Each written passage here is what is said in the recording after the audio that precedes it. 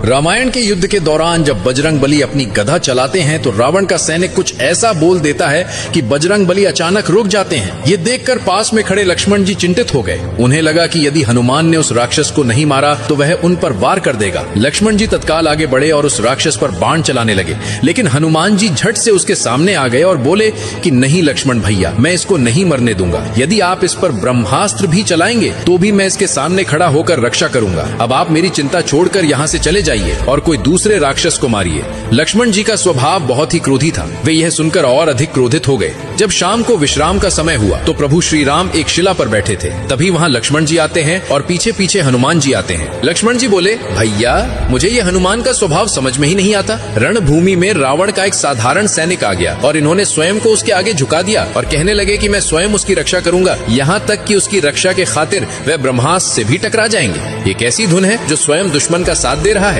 राम जी मुस्कुराए और हनुमान से पूछने लगे, हनुमान क्या हुआ तुम्हारे बल बुद्धि को?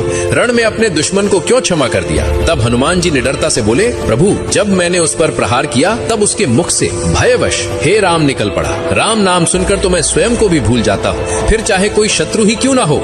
यदि वह आपके नाम का उच्चारण करे तो उसके सामने मेरा हृदय स्वयं नतमस्तक हो जाता है। भला मैं कैसे उसका वध करता जो भय के क्षण में भी नाम ले रहा था मेरे राघव का, मेरे प्रभु श्री राम का। ये सुनकर प्रभु श्री